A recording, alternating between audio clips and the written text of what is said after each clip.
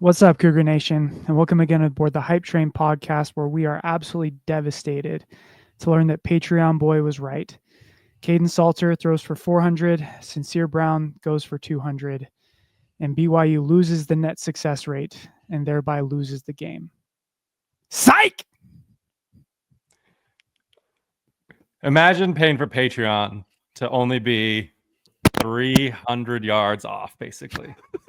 Okay, so for those who aren't aware, I went back and forth all week with a Colorado fan who apparently played at Colorado, I think.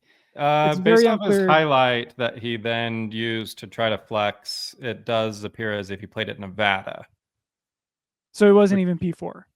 which So makes less sense. The things we were told by Mr. Patreon was that he sees the game better than any of the coaches we've played so far this season, that he knows ball better than anybody, that he's been offered jobs to coach. He turned all those jobs down.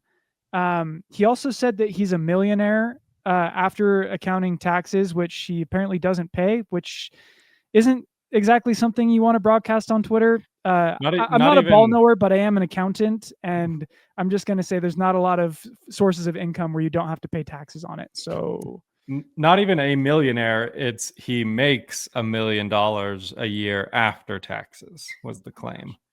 And has been offered like FBS P4 coaching opportunities, but has turned them down because he wants to talk about film on Patreon and YouTube. I guess if he's not careful with the taxes, he'll be the second Colorado entity that's been hit with a fine so far this week. If look, I love the podcast and I love our listeners. If by the hand of God I was offered a coaching gig at a high school level, I would instantly leave this podcast and accept it. Especially if you love football, right? But anyway, he made the claim last week that after watching the film, Caden Salter would go for 400 yards and 200 yards passing to Sincere Brown. Caden Salter didn't even throw for 400 feet. He ended the game with 357 feet passing. Sincere Brown ended the game with one catch for 8 yards. And that one catch came on the 2-minute drill that was immediately followed by an interception. So, which, in all fairness, is 357 more feet than Shadur Sanders has thrown in the NFL this year. So if we're just comparing apples to apples, look, I'm not a film junkie. Okay, I don't have access to all 22. I'll be the first. Again, I'm an accountant. Okay, like numbers are my thing. I wish I could tell you everything there is to know about scheming. This off season, I'll get in the lab, and next year we'll come back stronger. But I was told by this man that numbers wasn't even great grammar. Numbers only don't lie in math class, but in football they lie all the time. Brother, pull out a notebook and take a seat. Because again, my entire take from last week as to why BYU would win this football game was Colorado had an elite offensive line that would give Salter time to throw, but Salter is the slowest quarterback in the country at getting the football out. And all week I was told by this man and other Colorado fans that no, that's actually just a function of how good the offensive line is. And if you really watch the film, you know that Salter gets the ball out on time almost every single time. Cut to, he takes a 22-yard sack, just like he did against Wyoming the week before. And I was told, oh no, that was the only time it happened and that problem has been fixed. Isaiah Glasker would beg to differ because he almost sacked you twice on one play. Isaiah Glasker did like 2 burpees on the play, and he's literally doing plyometrics. He's like literally getting a workout in. Evidently, the Colorado offensive line is really, really good because the holding penalties don't apply at altitude. Once you surpass a mile high above sea level, the holding calls vanish. And speaking of miles, the game, the moment the game turned, again, ball knower, you can watch all the film you want. It is absolutely powerless when I decide to put on my running shoes and take a jog around the neighborhood. Sorry to break it to you. Fortunately for you, because it did appear in the first quarter that the curse of not going head first into Utah Lake was going to come back and bite you. Yep. Along with whatever else is living in Utah Lake. But fortunately, the miles, if we're just keeping track, Joe has saved a BYU basketball game against Gonzaga by walking laps around Marriott Center. He single-handedly, 90% carried BYU to a Sweet 16. The other 5% was Richie Saunders, and the other 5% was me eating tater tots. And now has willed BYU to a comeback victory by running a mile at halftime while going live on Twitter. That was exhausting, man. I am never. Shout out to the person who joined you, Jen Fiso. Yeah, to talk through your labored breathing. I don't even want to know what that sounded like. I was listening. When I went live, I was like, I don't even know how many people came in. It was enough that I couldn't see everyone on the screen. And the entire time I'm just thinking, why are you here? Like, I love you and I appreciate you all. Stop giving into my ego and vanity for thinking. And you didn't even have to charge people for Patreon access for that content. Oh no, this is all free. This is all free. I'm a man of the people. What can I say? Can't imagine what the content looks like behind a paywall for Joe. They got as much accurate information from you just breathing into the microphone while running a mile as those Patreon subscribers did and lead up to the BYU Colorado game. So talk about bang for your buck. You want to know what else is free? Consultations for Hype Train listeners at Wilner O'Reilly Immigration Law. You've got immigration questions, don't wait. Talk to Wilner O'Reilly. They've been doing this for 26 years. They've got a former immigration officer on staff, and they help everyone from big names to everyday families get the results they need. They speak 10 languages, offer free consultations, and they're getting real results despite all of the noise out there. And here's the best part. If you're a Hype Train listener, your consultation is totally free. Just head to wilnero'reilly.com and let them know we sent you. Also, speaking of free, Cody Hagan running free on reverses. Isaiah Glasker and Jack Kelly running free in the backfield. Chase Roberts running free across the end zone as three Colorado defenders. He had that defender tying his shoes on the field in the middle of a play. He looked more out of place than Mark Harlan. He looked more out of place on the field than Mark Harlan did walking on the field during a live play. It was very Andrew George-esque, the way he had two defenders tackling each other. Ralphie looked more comfortable on that field. A buffalo, a live animal, than that DB. Can we talk about that for a second? That has to be the world's smallest buffalo. I understand on the broadcast they were talking about how it's a teenage buffalo and it will certainly grow. This was the size of a medium-sized dog. How many tourists in Yellowstone have been killed because they think that you can put a leash on a buffalo and just walk it around? I mean, at least those are real, like, buffalo, though. They're bison, technically. Ralphie, if I was still trash talking opposing fan bases, I would say that your mascot is incorrect. But you're not going to say that. But if you were to, 100%, I would never say a thing like that. That Ralphie, I will reserve judgment till next season when Ralphie has had time to grow. That was the smallest buffalo I've ever seen. That was like half the size of one of the students running with it. Yeah. As soon as I saw that replay on the broadcast coming back from commercial is when I knew BYU was going to come back and win. There's no way a buffalo of that stature gets a victory on ESPN late at night against Jack Kelly and Isaiah Glasker. There's just no way. No. My other favorite part of the game was the fact that my parents went to the game and they sent us a picture. The away crowd, it's such a great troll by the University of Colorado where they sit like away fans. Like half of them where they took the picture from, I texted my parents and was like, "Are you in the pen with Ralphie? Like you are so far away from the field." And it was so funny because they advertised like a drone show and just all sorts of stuff. And my parents are sending pictures. Is BYU every team Super Bowl? Let's discuss after this.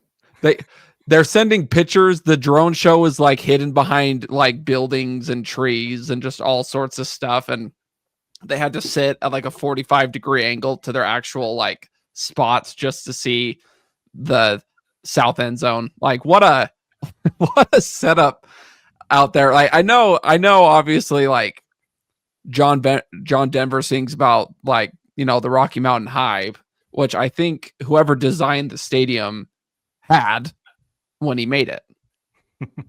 Well, in Colorado's defense, they're not really used to their stadium being full and actually having to sit people in that section. Oh, we actually have to sit people over there? Oh, shoot. So, I mean, it's a recent phenomena for them. And so I think they're just trying to still learn as they go. But vibes were bad in the first quarter.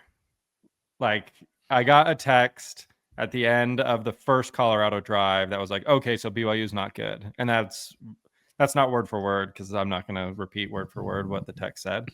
But it was like, okay, so BYU is bad. And I texted it back and I was like, it's been one possession. Then BYU, I think, proceeded on their first possession to turn it over on downs. Colorado got the ball back, immediately went down and scored another touchdown. And that's like, okay, yeah, maybe so. And hand up, bad mojo and bad faith on my part. I should have known that with Bear Bachmeier at quarterback, with Jack Kelly and Isaiah Glasker and Evan Johnson on the defense, and with Joe Wheat having his running shoes by the front door, that BYU is going to be just fine. And again, hand up, me too. I think that men should be punished for their own sins and not what they say in the group chat during a BYU football game. Nothing said in the group chat counts until we've all had a moment to sleep it off and digest what actually happened. So as long as we're all within that understanding, I apologize for freaking out a little bit on Twitter. And I think the best part was when I was saying it on Twitter, Colorado fans were coming for my head like, no, you got to keep that same energy. And I'm like, what do you want me to say? A bunch of fans being like, oh, you're going to have to take this butt whooping. Cut to end of the game. My mentions were completely silent.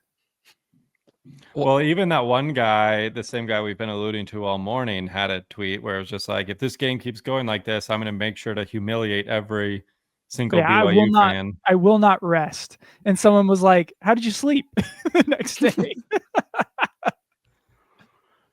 It was as bad. It was as bad of a start, I think, as you could ask for BYU football. You haven't, given up meaningful points or meaningful touchdowns, all season long. And then for Colorado to just sleepwalk down the field, get into the end zone, your offense turns it over on downs, and they go down without a care in the world for a second straight possession and score points. It was something we haven't seen since the pre-Jay Hill era of BYU. Like, I had not seen an offense move the ball with that sort of ease since Jay Hill has taken over. So let's start with the defense on this, because I agree with you.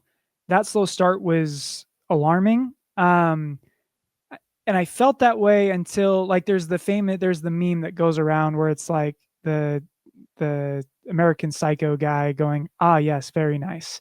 Now let's see the unscripted drives. And that was like, in my head, I was thinking, okay, that's just the first drive. Let's see what happens after. Really, it's the first 15 plays, and Colorado's first two drives took 15 plays.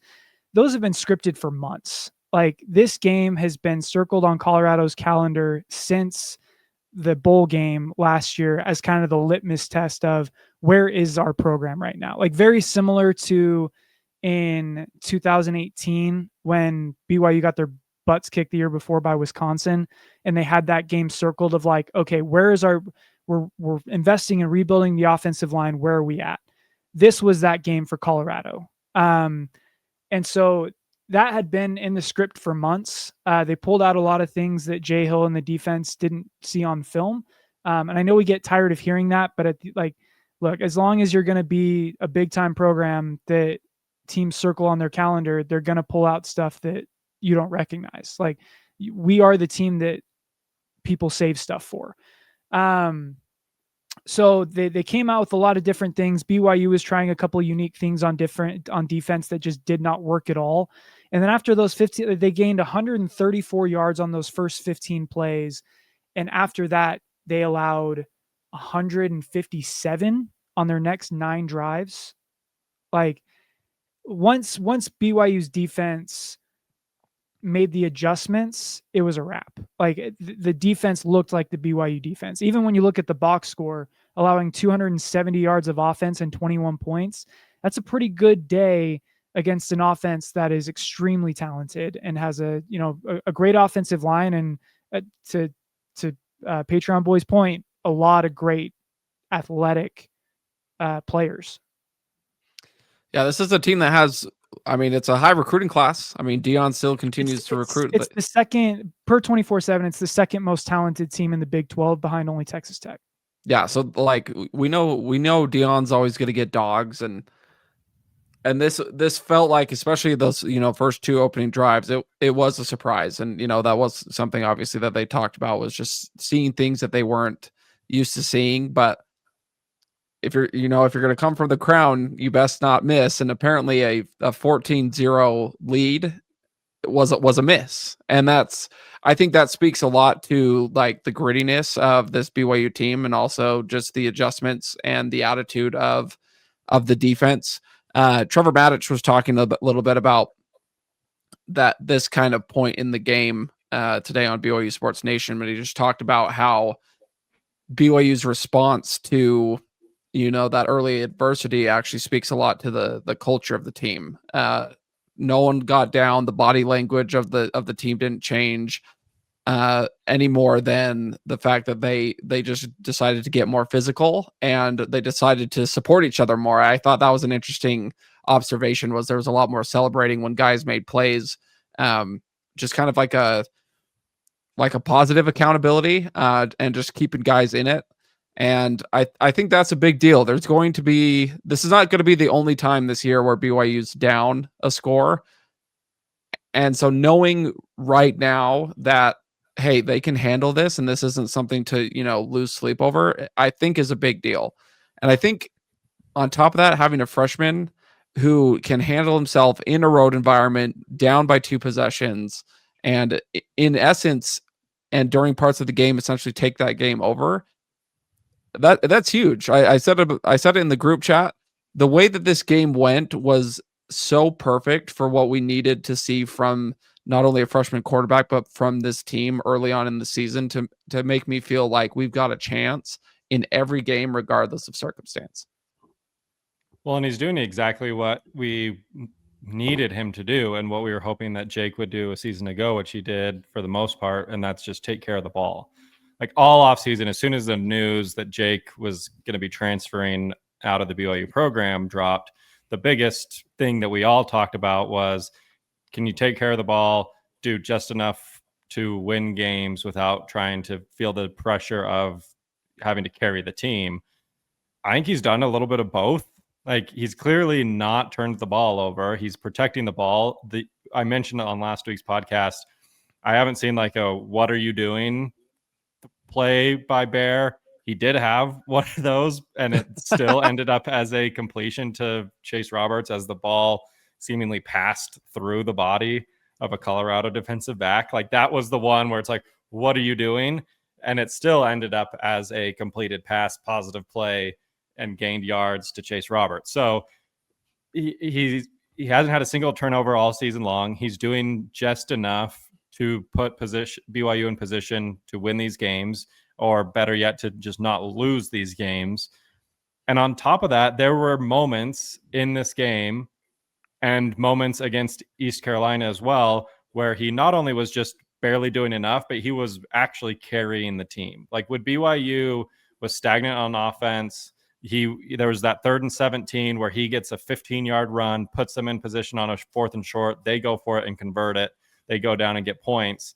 Like, all these plays that Bear has made isn't just doing enough, but it's going above and beyond, where he's protecting the ball. He's being the perfect game manager. And then when he needs to, he goes out and makes the play, puts the team on his back. It's kind of like the best case scenario, best of both worlds with Bear right now, where he's not losing games for BYU, but not only that, but he's going out and actually winning games for BYU, which is something I don't think any of us really expected him to be able to do this early into the season and this early into his career. I mean, this is a kid who's played now 4 games in his life at the college level.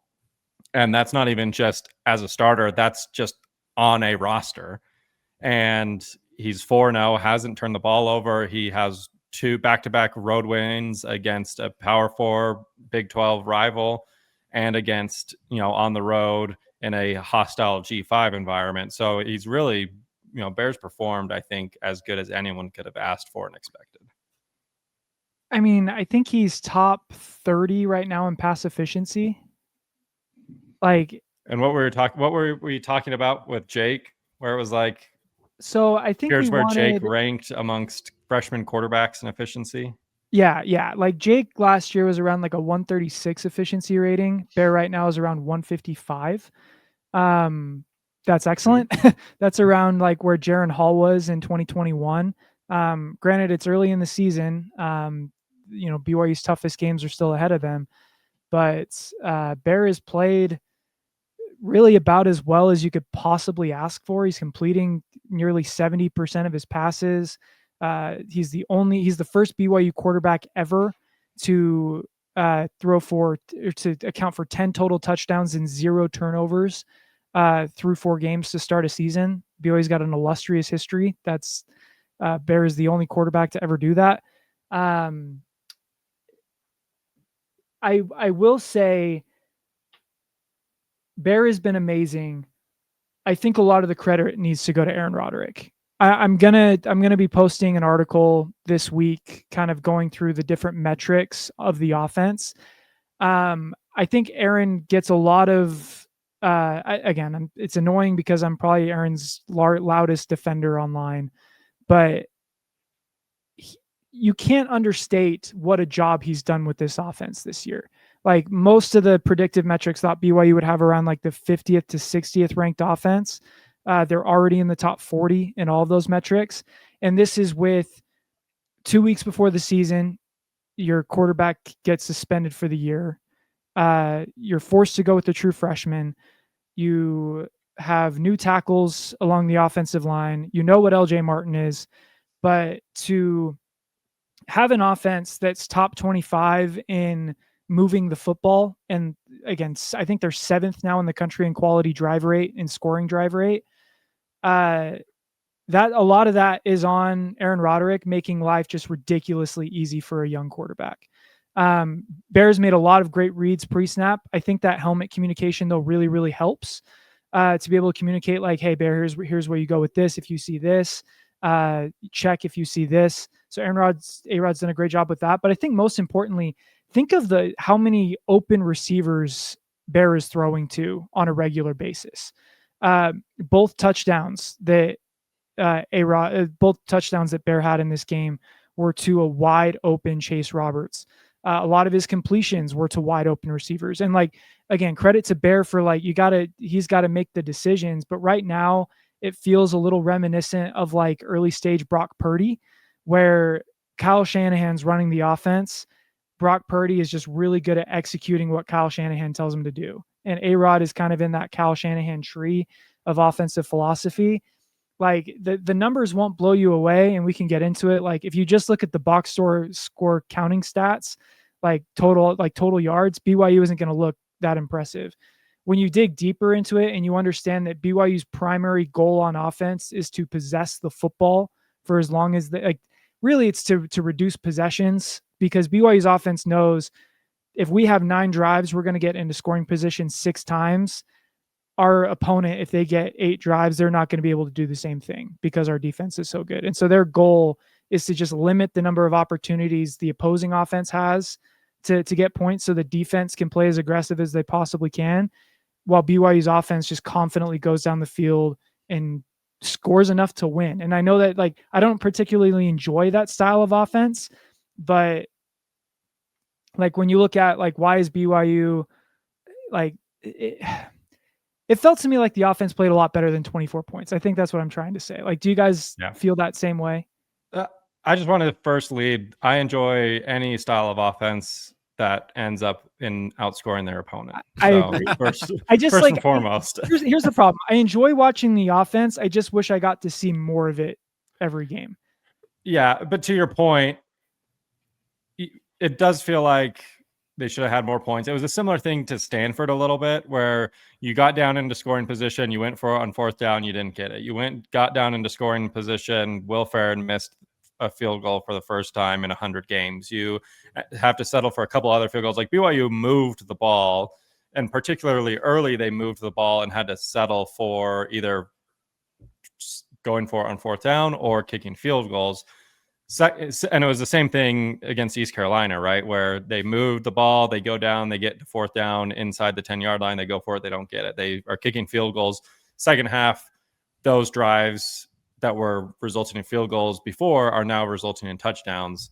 So I think that's just part of, too, the fact that it's Bears' first time playing in these new environments, in these new situations. Like basically every time Bear is stepping onto a football field at this point, he's encountering a new situation in which he has not encountered before in his college career, whether it's in practices, in games, in situational opportunities. Like he is learning as he goes. So when he steps onto the field and Colorado has just scored a touchdown to open the game and they're down 7-0, like that's the first time that Bear has ever had to come onto the field with pressure of like, we need to score to tie the game here. So I understand. He answered the bell, like going into half, like you sent it in the group chat, like score touchdown before the half. Have to have a touchdown. We're all saying, Robbie McCombs. Yeah, it's just like this is the drive, and he does it. Yeah. Like despite Tiger Bachmeier for some reason catching a punt in the end zone. I do want to talk about that. As getting more yards for his brother, man. That's all. As good as Bear has been, and as we talked a few weeks ago that Parker has not been good, I can't see Tiger return a punt ever again. That was like the 3 most head-scratching consecutive punt returns I've ever seen in my entire life. And I don't want to be mean and I don't want to be dramatic, but fielding that second punt in your own end zone was maybe the dumbest play I've ever seen on a football field. And I watched Jacoby Myers throw a backwards lateral directly to a Raiders defender in a tied game with 0 seconds left on the clock. Like was made 0 sense. And this was after he had just fielded a punt at the 5-yard line, where it's like, how do you not go to the sideline? And the coaches are like, dude, do not field a punt like that. And you're like, okay, I won't field it again if it's at the 5-yard line. I will field it again if it's a yard into the end zone. And then after that, he came out and tried to field a punt that was like 6 yards out of bounds. He fielded it in the second row. Like he was on call. He could have gotten a cup of water from Colorado's sideline while catching the punt. It was just like the 3 most head-scratching punt returns. And we laugh about it now because all's well that ends well. But that play, especially the one where he fielded it in the end zone, like that could have gone horribly awry. And we're fortunately that it didn't. And he's fortunate that his little brother came in and led a scoring drive for BYU. And so it didn't end up costing BYU anything in the game, but that was crazy. That was insane. Real see ball, get ball kind of guy. Put him at wide receiver because he will go and field the ball wherever. Which he almost had like a ridiculous catch. Yeah, like a great catch. There was a play down the sideline. Like again, he's just like he's a little crazy. I don't. Maybe this is a better discussion for off air, but sporadic. There's just something about him that just, yeah. He's got that edge to him. He's got that look. Like. He's got that look in his eye where Kelly Papinga, my man, get that guy on the sideline and tell him, I don't even want you're moving your body behind the 15-yard line. Like you plant your feet at the 20-yard line, and if that ball goes over your head, you do not move backwards 1 single centimeter. Like I can't have these punt returns anymore. They're not better than Parker fumbling, but It's not by close. much. But like muffed punts and like fumbles happen every other game. I've never seen someone field a punt in their end zone. Ever in my entire life. And I'm talking like when I played Little League, when I played high school, when I watch high school games, like college, I could turn on the CFL. I've never seen a punt fielded in your own end zone. It was bonkers. So go ahead, Trev. Oh no, well I'm changing the topic, so go ahead. Yeah, I don't want to harp on it too much. Like that drive though was, in my opinion, the most impressive drive that BYU's put together all season. And remind me, was that wasn't the one that they went for it on fourth down? That was the chase. That was the chase whip route. Yeah. So I think that was the chase. So that was the drive where they had like 3 pass interference penalties because Colorado could not guard them to save their lives. Like I've heard people say like, oh, BYU got lucky on that drive because they had multiple penalties. If Colorado doesn't commit pass interference on any one of those, BYU scores a touchdown on that play. Like Parker Kingston cooked one of their guys so bad, he was going to be wide open and he got tackled instead. Like honestly, it was a brilliant penalty. It was a smart play. Mark Jones on ESPN being like, BYU finds the end zone aided by a few costly penalties by Colorado. It's like, to your point, Joe, it's if those penalties didn't happen, BYU would have just scored 2 minutes earlier because Parker Kingston would have been moonwalking into the end zone.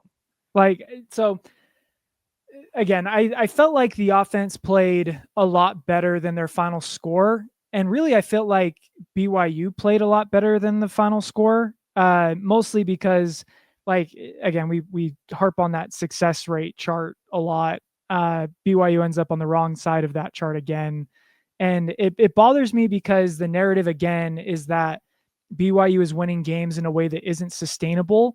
I was texting with the coach today and asked him, like, what metrics do you guys track? Like what stats, what stats do you follow? Do you like yards per game, success rate, whatever? And he goes, we use the stats that actually contribute to winning and not the ones that are made up like success rate. To which I say that makes a lot of sense. Bar. So again, it bothers me how that chart is presented, but like, it's important to note that like, there's a lot of ways to win a game besides just lining up and mowing over your opponent every single time. Like BYU plays a lot like Georgia Tech. If you've watched Georgia Tech this year, where Georgia Tech isn't beat to blow anybody out. They'll win by 10 points at most and they'll lose by 10 points at most, but all of their games are going to be within this 20-point window. I think BYU is a little bit more talented than that, but at the end of the day, like the coaching staff, they don't really care about style points. They just care about winning the football game. And what's so impressive to me about the coaching staff this year is A-Rod said it in Coordinator's Corner that the communication between the coaching staff this year is the best that he's had in his entire career here. Everyone is just on the same page. Like everyone's a part of the program. And I don't know what happened, like what coaches needed to go for this to happen, but every single coach, you look at the videos they're posting in the press box of the coaches while they play. I love watching Justin Enna interact with Aaron Roderick. It just seems like they're such good buddies. They're cheering each other on, and not to go like all power friendship here, but like it is clear that the game plan is coherent. Every football game is a group project. And there have been times where football teams, you have 3 people writing the paper, but no one edits it to make sure that it sounds like one voice. There's a lot of programs that do that. And BYU, all 3 phases of special teams, offense, defense, the game plan just coincides so perfectly with one another. And like I said it before, but like the offense's entire goal, like, yes, they want to score points. What they're really trying to do is score points while limiting possessions. So that the defense can be as aggressive as they possibly want to. Like we talk about, what a great job Jay Hill is doing and, how awesome it is to see BYU getting sacks again. That doesn't happen if the offense doesn't play the style of football that they do, because they can't. Like no football team, BYU's defense plays so aggressively, it is impossible to play that many plays without a bust. BYU's defense feels a lot more comfortable having the offense run 53 plays than they do running 80 plays. And BYU's offense is more than happy to play that style of football. And so it's, again, the numbers might not bear it out, but like BYU is just a darn good football team. The success rate was negative because they allowed an 88% success rate in the first quarter, but then they were plus 16 the rest of the way. So like BYU, like, again, they lost the scripted drives. All credit to Colorado for scheming. BYU dominated the rest of the way. Like it looked like the BYU team I expected. And to be honest, like there's some reasons for concern that BYU started slow, but I don't know. I go back and watch that game, and to me, the way that BYU won that game was 100% sustainable. Like Colorado could not sustain drives. BYU moved the ball all night long. I don't really care that Colorado won the first quarter when BYU for 45 minutes of that game was clearly the better team and better coached team at that.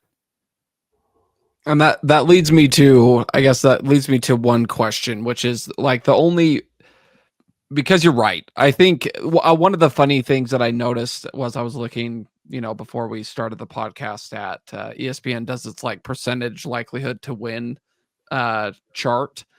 It didn't hit for Colorado for it to be in Colorado's favor until after they had scored the second touchdown. So even ESPN's like metrics understood like, okay, BYU is a good enough team to be able to like turn this around, that all of a sudden being down 14-0, like ESPN's like, well, maybe. But then as soon as BYU scored, like even kicked that extra point to go, down 3-14, started creeping back up again. The one concern, just looking over, combining both what I saw on the field with the box score, are we worried at all about the running game, like especially if like LJ goes down? Because you look at the box score and I think what you said, Joe, about this being a kind of a team by committee, like all three phases contributing to one another. I think like the skill positions on offense also work that way, where like Aaron Roderick and Fessy kind of look at like every skill position, a receiver and a runner. And so they run for 208 yards, but 100 of that is from your quarterback. And then another 55 of that is from Parker Kingston and Cody Hagan. And then the last bit of the pie, like 20% of it is the running backs for 62 yards, but 58 of that is LJ Martin. Like, is there a concern where like LJ takes a big hit in this game, comes off limping, where all of a sudden like he goes down and this team becomes a lot less functional? Like that to me, like, are we worried that the yards, like the disparity of the yards are going to the wrong people? Like, is the quarterback, is Bear taking too many hits? Are we running too many end arounds?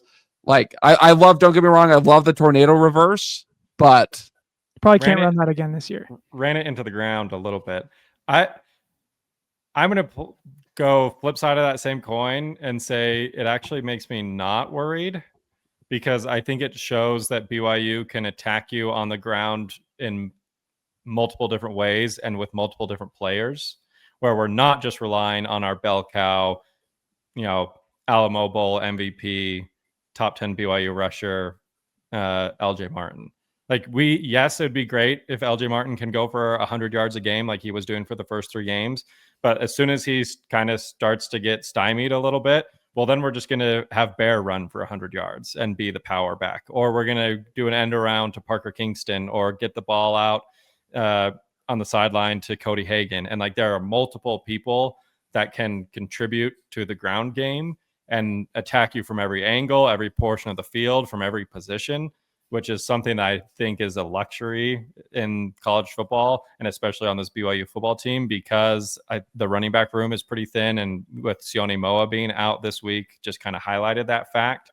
You saw just predominantly LJ Martin in the backfield. I know there was a little Nawahine carries sprinkled throughout, but and I think that's why you did see the tornado, reverse so often, was because it was like, we can't give it to LJ for like a 6th time on this drive, and we can't keep running Bear between the tackles. We have to get yards on the ground in other ways because we don't have anyone else to come in and take carries. So I think it's a little bit of both. Like the thinness of the running back room this week contributed to it, but I think it's also not necessarily a negative because it proved that like it worked, right? Like Cody Hagan had some big plays on the ground. Parker Kingston had some big plays on the ground.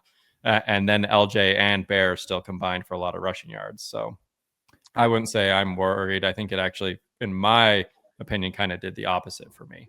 Yeah, I agree that it like kind of proved the point that BYU can do it without LJ, because like Colorado was keying on him all night. Like the reason those reverses were there, the reason the quarterback run game was there because because Colorado was dedicating 7 guys to the run game. Like they saw that one guy's tweet who said limit LJ Martin and it's a wrap because he's the only player on BYU's offense that can swing the game.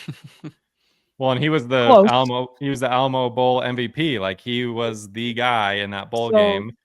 I'm sure they were like, we're not going to let him run all over us again. Yeah. And like, I would be a lot more nervous because I do see your point. And especially with Moa going down, the depth behind LJ is really concerning. So like if LJ goes down, I feel even without this game, like I feel worse about BYU's prospects running the football over an entire season. For a singular game like this, BYU can clearly do it. I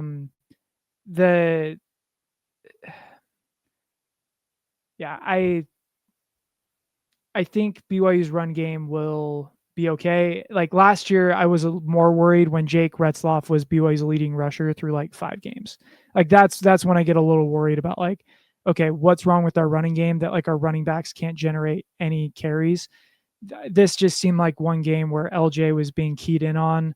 They weren't going to let LJ beat them, and so they let Bear Bachmeier beat him on the ground. So if it sustains where like all of a sudden LJ is running for like 65 yards a game on 3 yards a carry, then yeah, we can maybe have that discussion. But I think BYU just ran the ball. What they run for like 6 yards a carry. Like I think it was encouraging that they could do it a few different ways besides just give the ball to LJ and let him run over a few guys.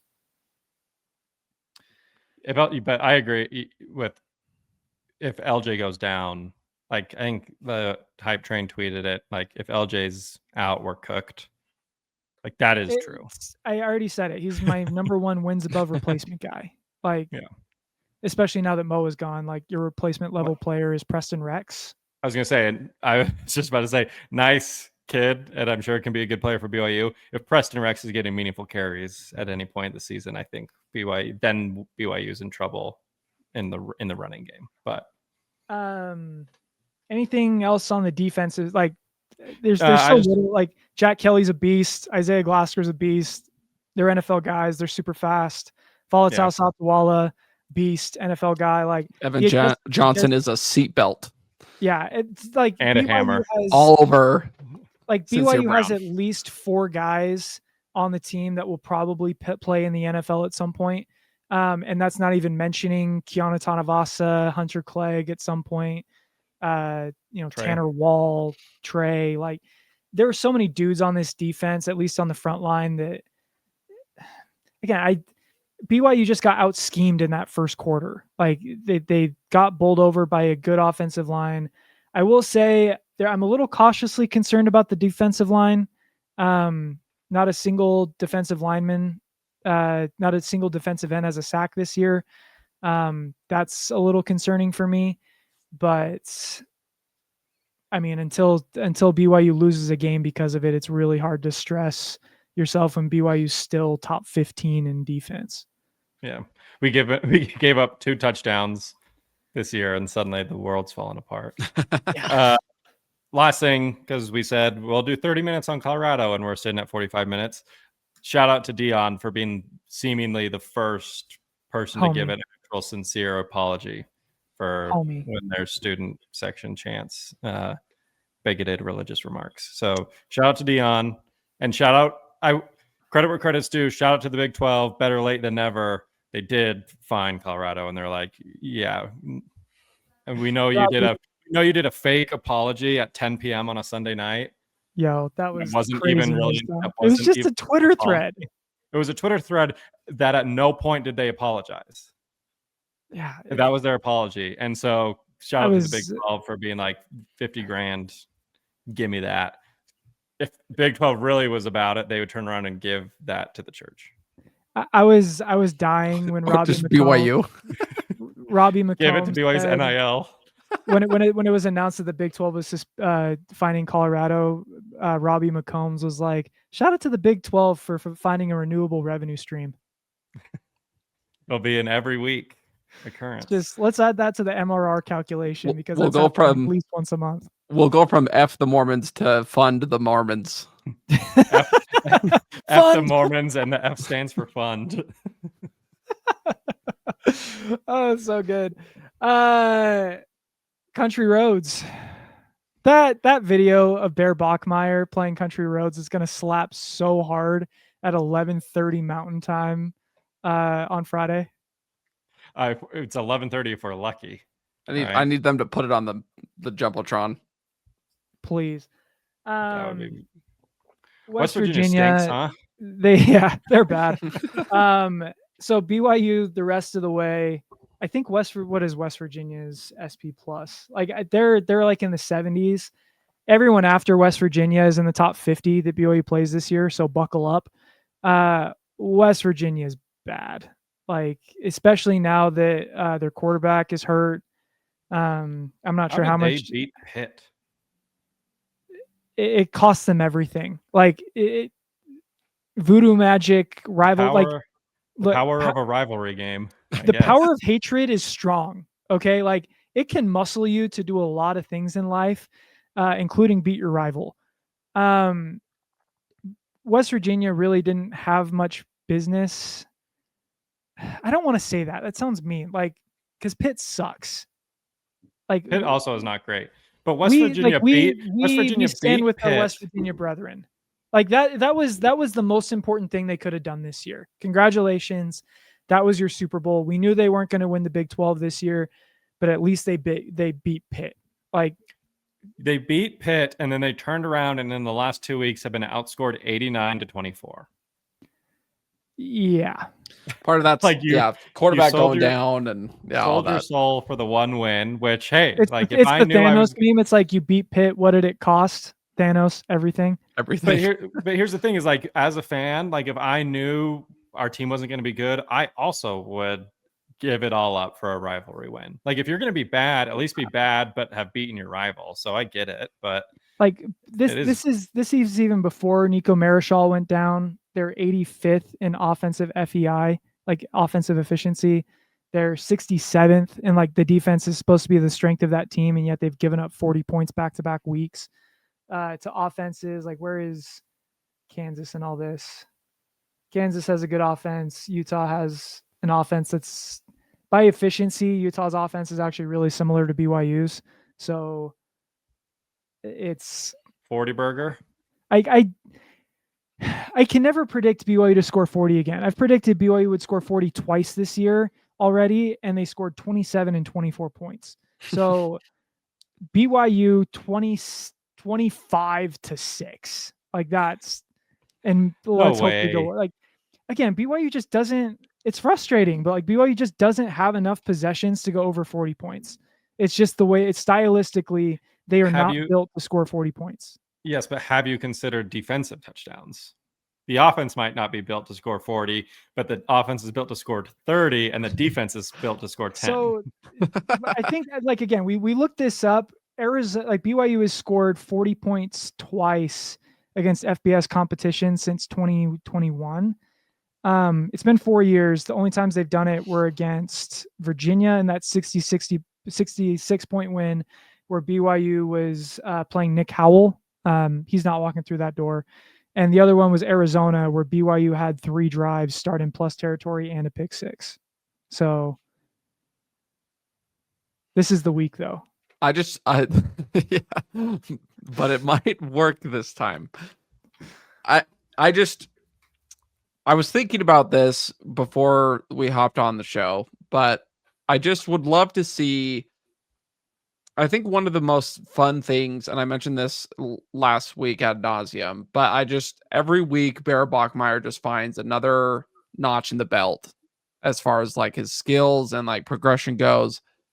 I would like for the offense to find another notch this week where everything just kind of clicks. We don't have to use 2 fourth downs in a single drive, like 2 fourth down conversions to get down the field and score. We don't have to rely on a Will Ferrin bomb from 50 plus. I know they limit possessions, but like I want to see. I don't feel like the offense has peaked yet. I think they're still trying to figure everything out.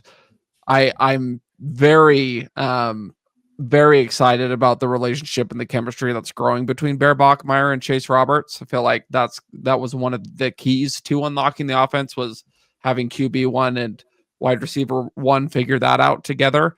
But I want to see this offense take a step forward where it's not just, this slow burn, but that they can actually turn it on and really get things going and just see what happens. So I think this is a great week to do it. I think West Virginia's down. You've got the home crowd behind you, and you just came off of a come behind victory.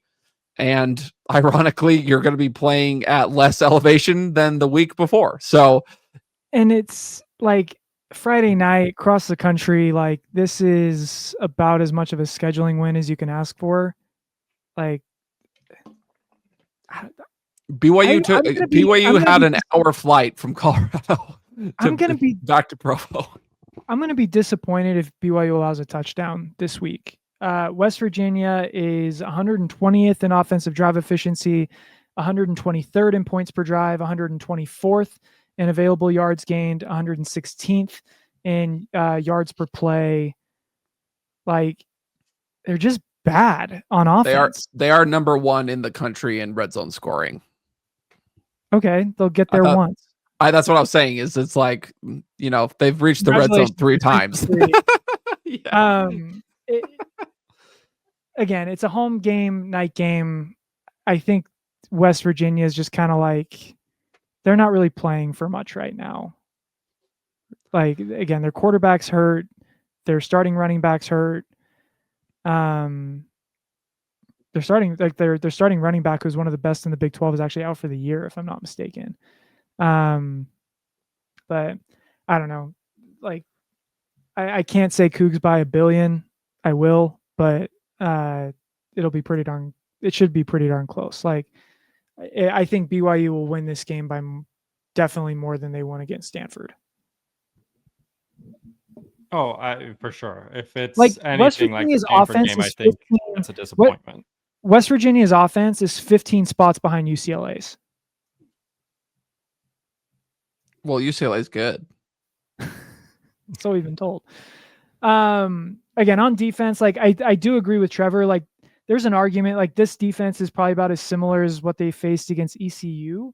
So in terms of the metrics, so like, I do think this will be a really good test for the offense. Like, I want to see the offense go over 30 points on their own.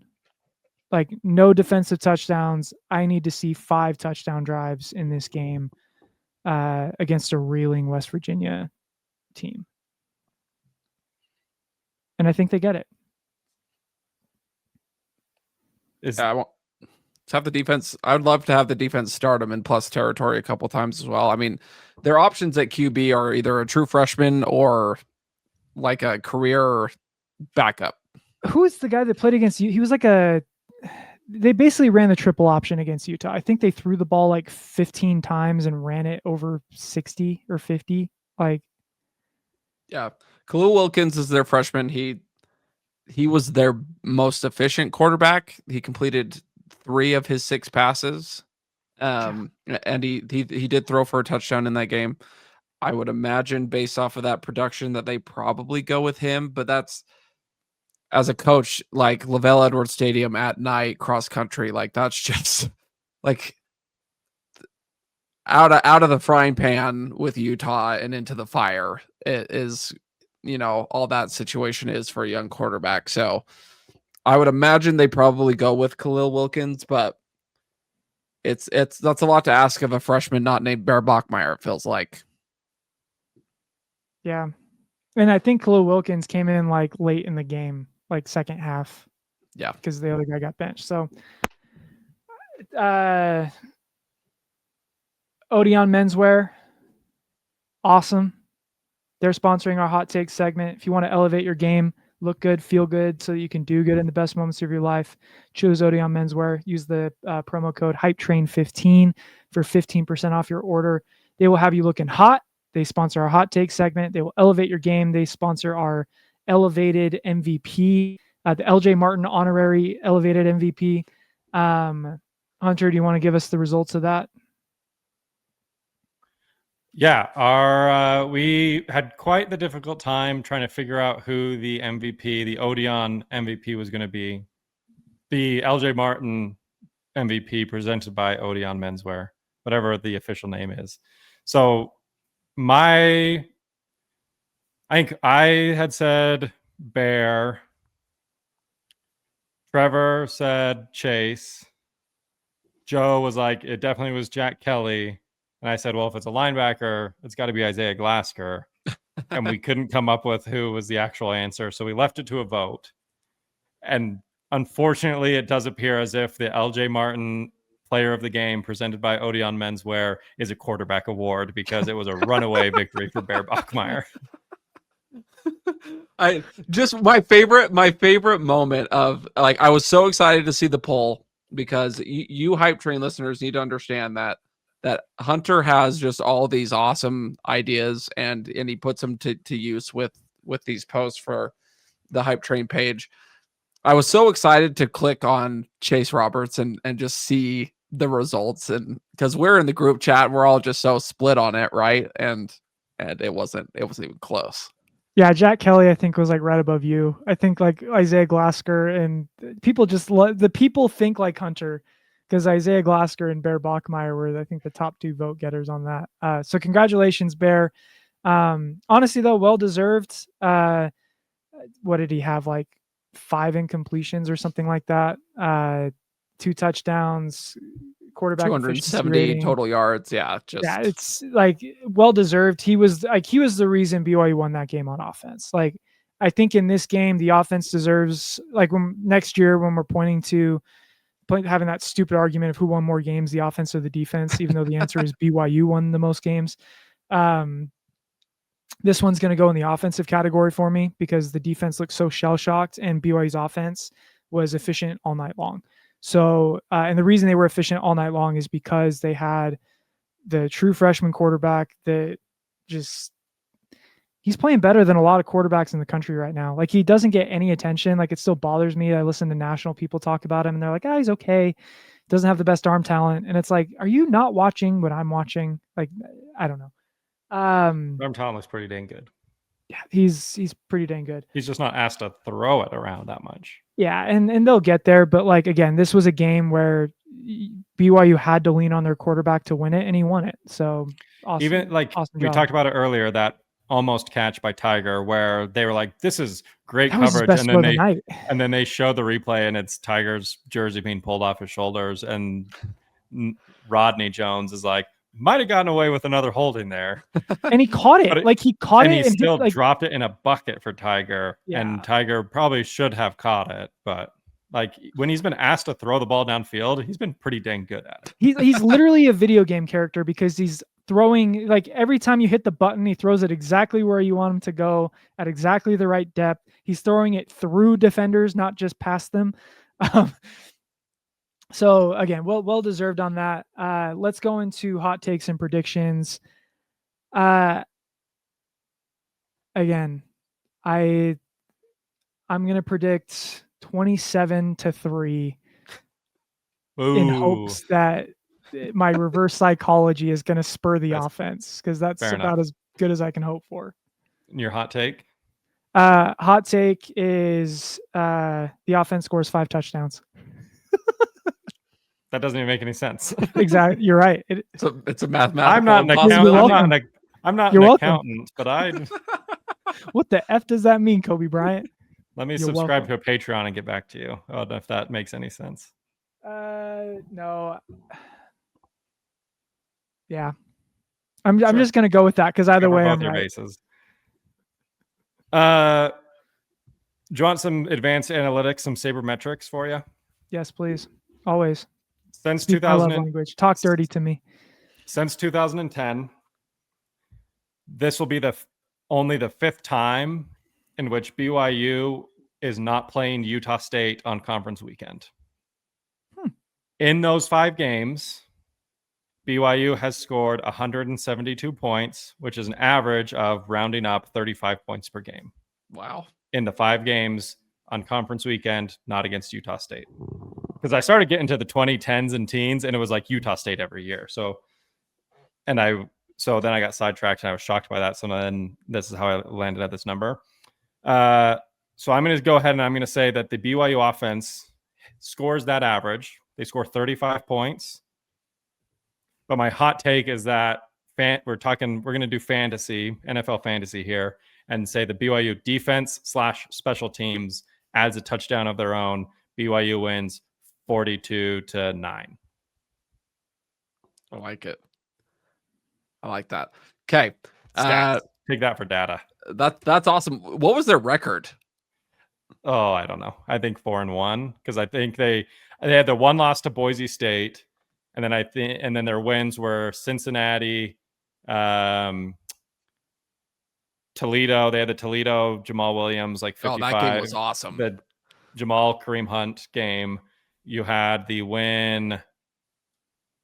I guess Cincinnati was 2023, 2022. 2022 they beat. That was a Utah State one, so it didn't count. 2021 was a Utah State, so it didn't count. One of the games was Louisiana Tech. Yeah, Louisiana Tech in 2020. So, all right, I like that. 4-1, I believe. I'm going to go 38-3. I think that 3. I think that comes from Will Ferrin, and I think he hits that from 55 plus. That's not even my hot take. I just think they're going to walk him out there to give that another shot, and he's going to hit it. Hot take. I'm going to predict. Connecticut was the 4th. Okay, nice. 4th. I'm going to predict Trey Alexander first pick of the year.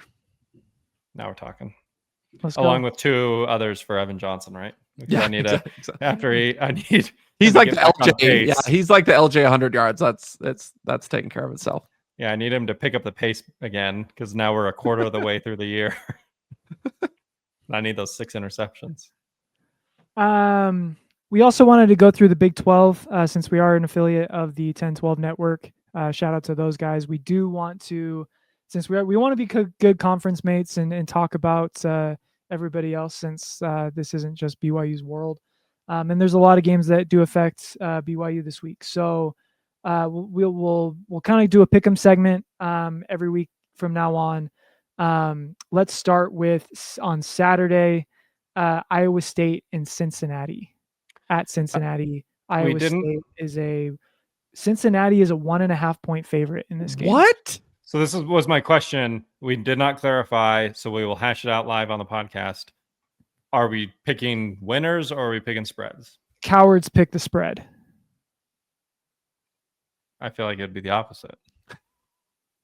We don't bet here. I understand, but we're going to inevitably come up to. Cowards will put money on the line. We're inevitably going to come to the Arizona-Oklahoma State game. And it's going to be everyone's going to be on Arizona. But do they cover the 20.5 point spread? That's where things get interesting. So I see it both ways. We can do both. I'm going to take Iowa State money line, so that answers that question. Cincinnati came off had a great win.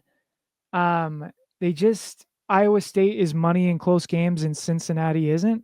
I think last week was Cincinnati's first 1-score win since they were a member of the Big 12. Good heavens. I don't know if that's like the exact stat, but they're bad in 1-score games over the last few years. So I like Rocco Becht. They blew the doors off of Arizona last week, so I'm taking Iowa State. Yeah, I think Iowa State's, unfortunately for BYU, because we have to play them in names later on in the season. But I do think that offense it's been consistent, but now it's getting better to go along with their great defense. And I think the Cyclones take this one. Brendan Sorsby, 1,000 yards, 10 touchdowns this year for Good Cincinnati. It's one of those games where you look at it and you say, obviously Iowa State, but then you see that Cincinnati's at home, 1.5 point favorite, and you think, what do they know? What is going on in Las Vegas?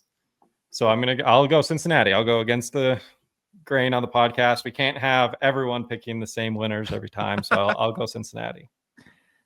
Kansas State, Baylor. Kansas State coming off a huge win against UCF, might have turned their season around.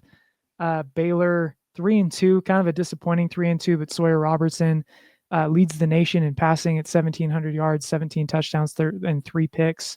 Probably should be a Heisman contender. What say you?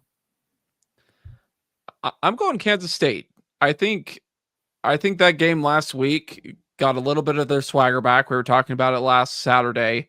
Kansas State's just one of those teams that can go in and just kind of wreak havoc on somebody's Big 12 standings. They're going to ruin someone's season this year, and please let it be Utah. And I think in Waco, I think Kansas State's got this one.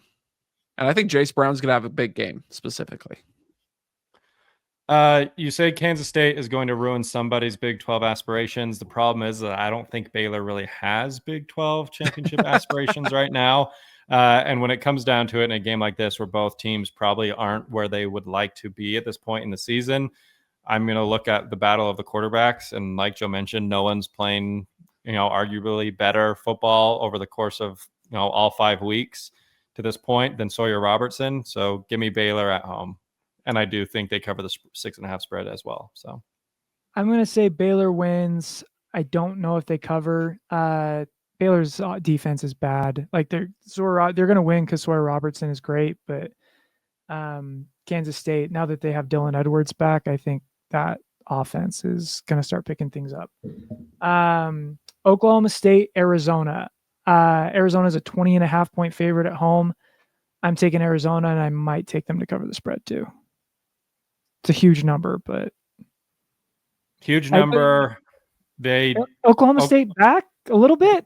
They just fire they'd fired their defensive coordinator. I don't know how an interim coach fires coordinators, but they did Worked for Bobby Petrino this week. They did it. Give me Arizona to win, but I do think Oklahoma covers. Oklahoma offense isn't that. They're pretty bad, I guess, but they did just have 27 points against Baylor.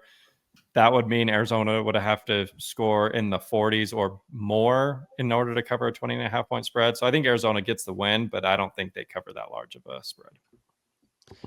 You always kind of wonder after a beatdown like the one Arizona took, if there would be some sort of confidence hangover from that. I don't think there will be one this week. Give me Arizona and Tucson. Game of the week. Texas Tech, Houston. I think Texas Tech is really good this year. I was wrong about them. I wasn't sure if the transfer portal palooza they had this offseason was going to hit. It's hit.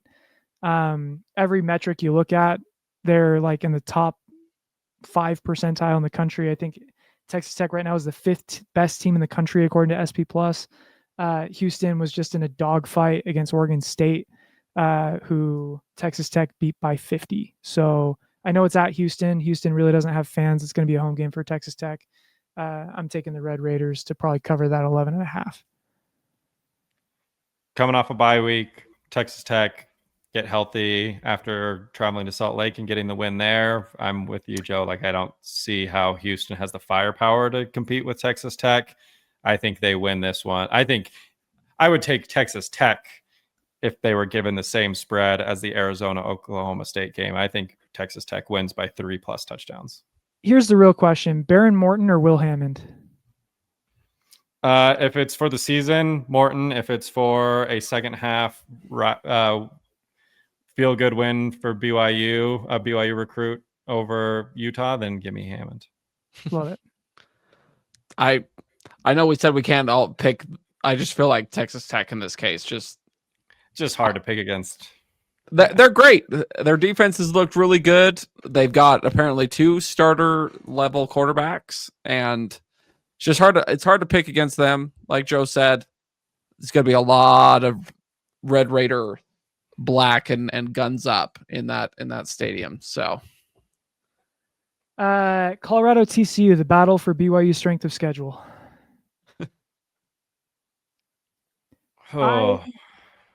This one's tough for me, actually. I think Colorado's going to be able to score.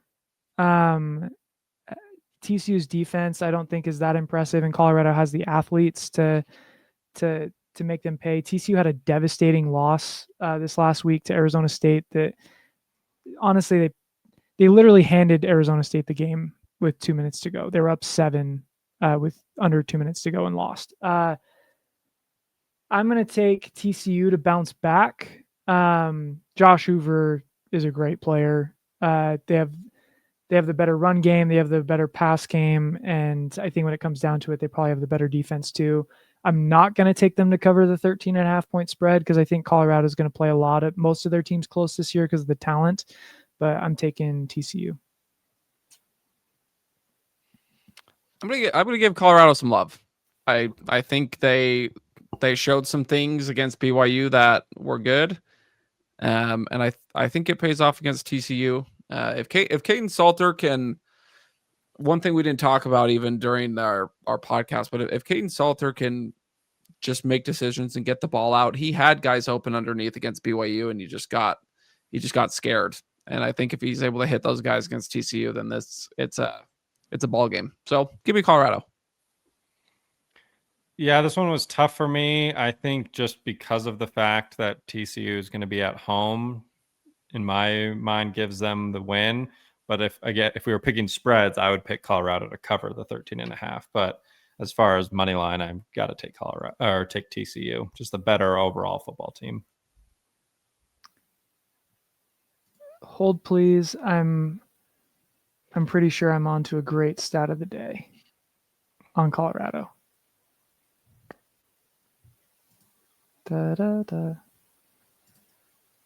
Basically, no, maybe not. I was thinking Caden Salter is under 400 yards for the season against FBS opponents, but he's just over. Ah, dang it. Too bad. Kansas UCF. I don't get it with UCF. Every time I turn on one of their games, they have a different quarterback playing for them. And every week I look at the Big 12 quarterback rankings, and that quarterback is in the top 6 for UCF. Is it Jefferson? Is it who's their other guy? Rogers? Jackson? Sure. I don't know. Taven Jackson? Again, I'm not a huge ball knower with UCF. I'm taking Kansas. I think Kansas is Jalen Daniels' 8th-year player. I think you better be pretty good. I just don't think UCF can keep up with what Kansas is bringing to the table on offense. There was a time when the bounce house was intimidating, and I would have probably allowed that to dictate my decision here, but currently it's just not bouncing in Central Florida. So give me Kansas. 5.5 point favorite on the road. Yeah, I'm going to take Kansas as well. That spread feels really low. Yeah, the over-under feels really low. 54. Yeah, I guess the question is I think Kansas is probably going to go over 40 on their own.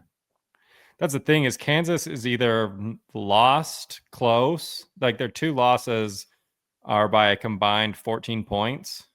And then aside from that, it's a 24-point victory, 39-point victory, 31-point victory. So it's when they're winning, they're blowing teams out. If they lose, it's a close game, but still a high-scoring game.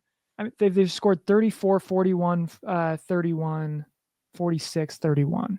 So yeah, I don't understand. The spread doesn't match with the over/under, where it's do they think this is really going to be the spread is 30 to 25? Is well, not even that, right? I guess it's if it's 55 would be the over. A real what do they know 30 situation, to 25 game. Yeah, what do they know situation, but I'm taking the over on that one for sure. We all game of course the game of the week, Utah 3.5 point underdog to bye week. I'm taking the bye week 7 days a week and twice on Sundays. For how hard Whittingham runs those guys during the bye week, and they're already ultra injured despite what their injury report says every week, I'm taking the bye week over Utah. I was going to say the 20.5 point spread for Arizona over Oklahoma State is the second largest spread because I heard the injury report is a 35 point favorite over Kyle Whittingham. Golly. So yeah. And then the real game of the week, we've already predicted BYU were unanimous over West Virginia. West Virginia is just not very good, and BYU is. Second largest spread of the week. 20.5 Arizona, Oklahoma State, 19.5 right now for BYU, West Virginia. Wow. Over under is a 47.5. So they're basically saying like BYU needs to carry this over on their shoulders. Please hit the over. Last thing we wanted to say before we close the show, we're grateful that we get an opportunity to laugh and to enjoy one another's company. It's been a brutal weekend for us. To go from F the Mormons chants on Saturday night to President Nelson dying, his death being announced immediately following the game, to waking up on Sunday morning to a heinous terrorist attack on members in Grand Blanc, Michigan. The Saints in Michigan hold a very dear place in my heart. I served my mission about an hour away from Grand Blanc. And so I've never met anyone who was in that chapel, but I do know them. The Saints in Michigan are some of the best in the church. So it's been a tough week. It's been a tough month for me personally for a lot of reasons, outside of just, the headlines in the news, family stuff as well. But I just wanted to use this platform to say that all three of us are believing members of the Church of Jesus Christ of Latter-day Saints. And today, especially, I am profoundly grateful for the knowledge that the gospel offers us. I am profoundly grateful to know that I have a Savior, to know who He is, to know His character, to know that He loves me, that He died for me, He weeps for me, He laughs for me, He rejoices for me, and He does it for all of you. So if there is anyone who listens to this that knows anyone affected by the tragedy in Michigan, if we have any listeners who do come from Michigan, I just want you to know that we know you, we love you, our prayers are with you. We are brothers and sisters in this gospel. As we approach General Conference Week, I pray that we can all feel the peace of the Holy Spirit this week. Football really doesn't matter, guys. Like, there are so many more important things in this world. This weekend is just confirmation of that what matters most is that we have a relationship with Jesus Christ. We have a relationship with our Heavenly Father, and we do the things every single day that foster that growth. The final thing I'll leave President Nelson, it's a quote that he has that sticks with me every day, is that it will be impossible to survive spiritually in the coming days without the constant presence of the Holy Ghost. And I think about it all the time, and it is true. Like, we have to have moments every single day where we commune with God. Otherwise, we're not going to make it, because, man, this world is brutal. But I just want to say I love you two. Love all of our listeners. And most importantly, I know that God loves both of you and all of you too. And Cougs by a billion. And I say that in the name of Jesus Christ. Amen. I hate to follow that, but just echoing this last weekend, had a chance to bless my 8-month-old baby, and a lot of different reasons that kind of went into why we had to wait that long, but it was obviously worth the wait. And so sports has always been a distraction. The BYU football game and their performance obviously was a little bit of a distraction this weekend, and will be a distraction again this weekend before conference. And we're fortunate and blessed to be able to, play a small part in being that distraction through the week as we talk about sports. But it is important sometimes to take a step back and realize that there are other more important things going on in our lives and in the world. And so, as fun as it is doing the podcast and talking ball, it is, and getting on Twitter and arguing with people over BYU defensive zone coverages and how many yards opposing quarterbacks are going to throw for. Never again. Joe has learned his lesson. But yeah, it's just, there's more important things out there, and hopefully we can all kind of realize that and put the rivalry talk or the tweeting and, you know, the bantering in perspective a little bit. But doesn't mean we don't love doing the podcast and love talking ball with everyone every single week. And it doesn't mean it's not Cougs by a billion every single weekend either. I love that. I echo everything that's been said. Joe, you mentioned it. I love both of you dearly, and the gospel is a big part of that. I was blown away this weekend by the amount of peace that I felt, even after hearing about the passing of President Nelson, and just realizing how much of a blessing the gospel is to know where he is. And probably most importantly, to know who he's with, not only a loving Father in heaven and his son, Jesus Christ, but family members that love him. I'm so fortunate to be a dad, and I'm fortunate to be in a gospel and to have a savior that allows me to understand that this life is not the only time that I get to be a dad to these kids that I care about.